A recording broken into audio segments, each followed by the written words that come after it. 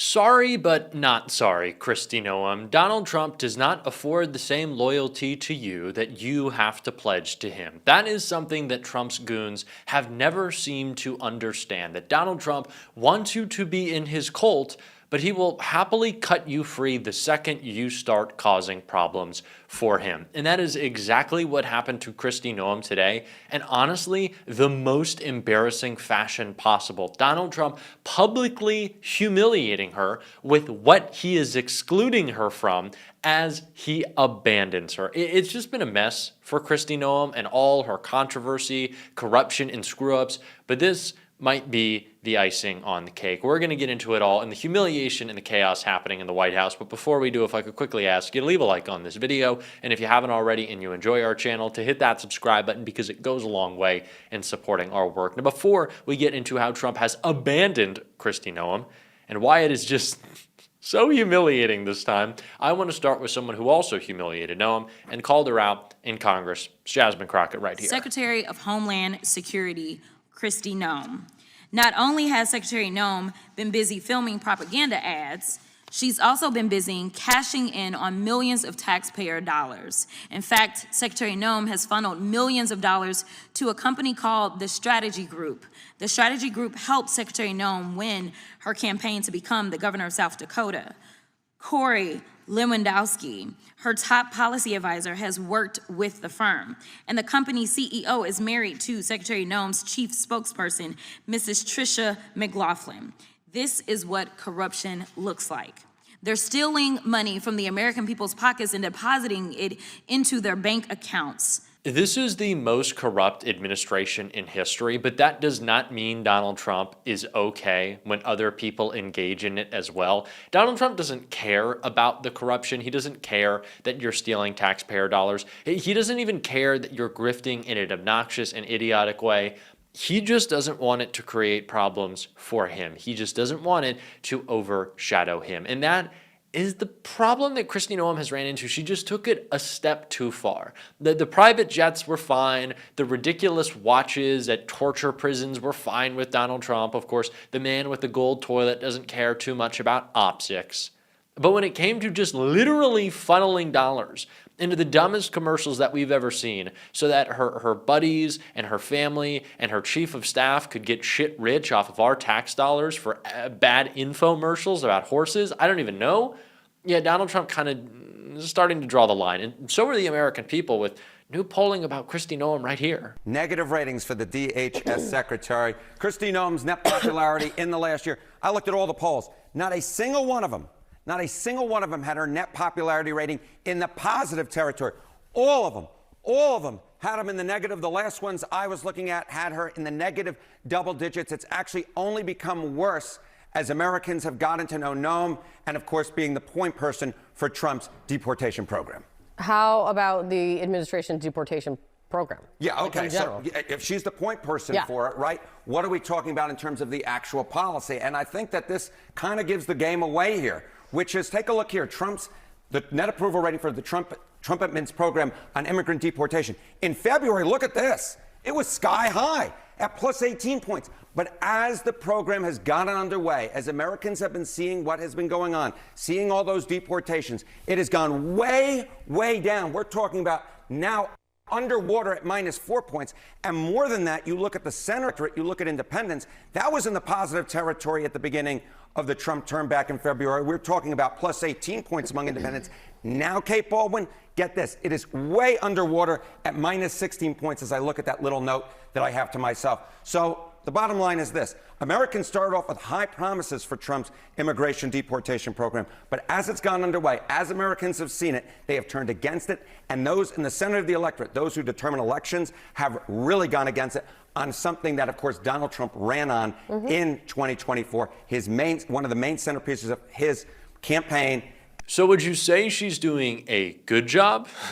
or would you say that Kristi Noem is doing a bad job? I would probably suspect that anyone who is paying attention within this White House that at this moment, honestly, might be looking for a scapegoat to just distract the media a little bit. We have Epstein files coming out tomorrow. The DOJ is rushing. The economic data has never looked worse. Donald Trump desperately wants us to look away. Why wouldn't you in this White House be looking for someone to just say, their fault, even if it's not connected? Why wouldn't you? Well, that's what Donald Trump ended up doing, and he drew on Kristi Noem's dark past. This is just, I'm sorry, it's so funny to do so, because Kristi Noem was kept out of a certain event today that I think this article details pretty well. Puppy killer Kristi Noem MIA from Trump aides anti-animal cruelty event. Shameless puppy killer Kristi Noem couldn't be bothered to feign her support for animal cruelty prevention. The Homeland Security Secretary was notably absent from an animal welfare roundtable attended by a slew of Trump officials on Wednesday. Noem, who has doubled down on her lack of remorse over killing her 14-month-old puppy Cricket, did not join her fellow cabinet officials like Attorney General Pam Bondi and Health Secretary Robert F. Kennedy in their puppy PR performance. Department of Agriculture Secretary Brooke Rollins shared photos from the event on Twitter, with the DHS Secretary nowhere to be found. I would first like to say, does this administration really think parading around puppies is going to humanize them? That's what's going to do it? If you just hold up a dog, we're going to forget that you're the most foul criminals in the world? It's not going to happen. You can't be like, look, I have a dog. It kind of like, it's not running away yet. No, don't run away. Stop. Don't run away. Don't run away. I'm nice. It's not going to work. You're not going to trick us. It's too easy. Okay? It's nonsense. But was Kristi Noem not showing up, or was she not invited? Let's be real. I think she can't be trusted. I think Kristi Noem can't be trusted around dogs. Dogs know these things, and with one sniff, they would have been like, quite frankly, I don't know why the dog is Trump, but the dog is Trump in this analogy. Quite frankly, I feel like you killed puppies, and we don't like you, Kristi. We don't like you at all. Again, I don't know why the dog is Trump, but Trump does often say that. It's not like, I don't know, he does the thing where he's like, he died like a dog, or he ate like a dog, or he walked through the door like a dog. Does Trump know what dogs are? I know that we've been doing cognitive decline talk a lot, and I've seen some comments that are like, Jack, maybe we should talk about some other stuff. I will only be talking about Donald Trump's cognitive and physical decline until the mainstream media gives it the attention that it deserves.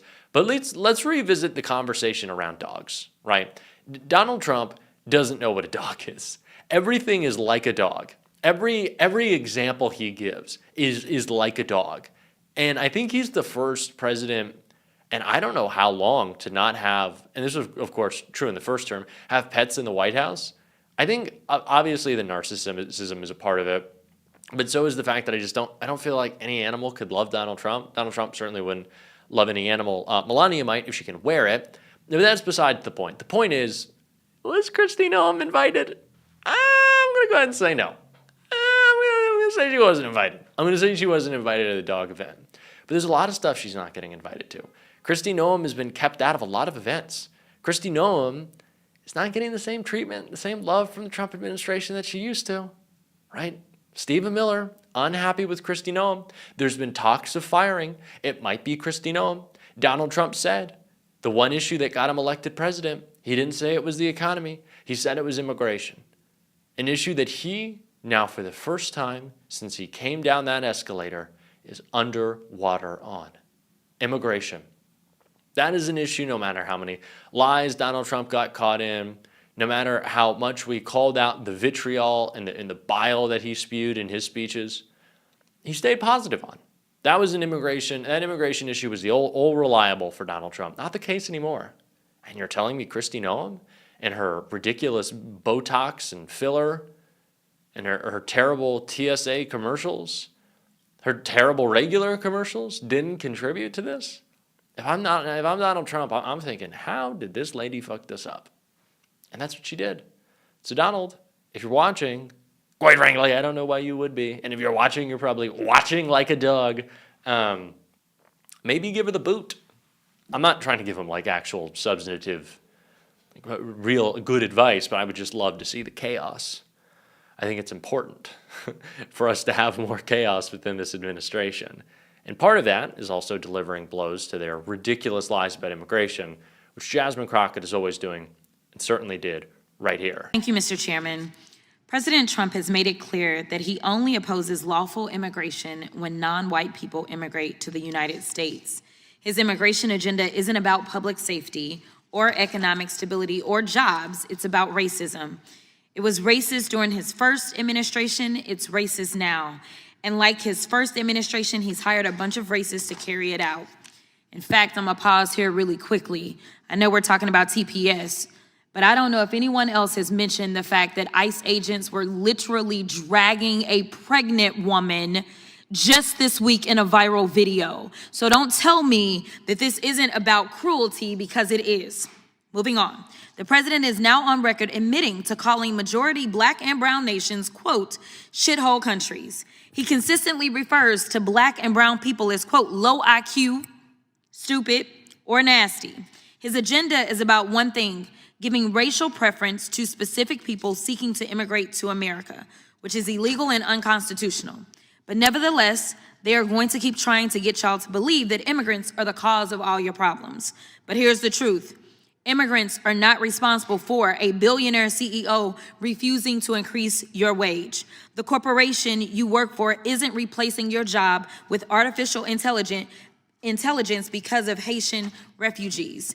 Your landlord isn't increasing your rent because someone who's fleeing gang violence in Central America moved into your community. A Palestinian kid who was afforded a scholarship to study at an American university isn't responsible for your child's tuition increasing. Latino farm workers aren't responsible for prices of your groceries increasing. Let's be clear, blaming migrants and deporting migrants and ending TPS won't improve the lives of most Americans. As you can see, we're in the middle of the largest, most inhumane deportation program in American history. And guess what? Housing is still unaffordable, healthcare is still too expensive, groceries are still too expensive, wages aren't keeping up with inflation, jobs are still being outsourced. So maybe it's not the immigrants. Maybe it's the failed Republican policies. In my state of Texas, the Republicans control the House, the Senate, and the governor's mansion. In the United States, the Republicans control the House, the Senate, and the White House.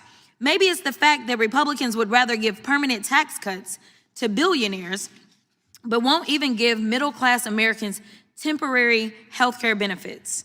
Maybe it's the fact that President Trump has the wealthiest cabinet in American history, and these people are out of touch with the American public. We have to call out the lies.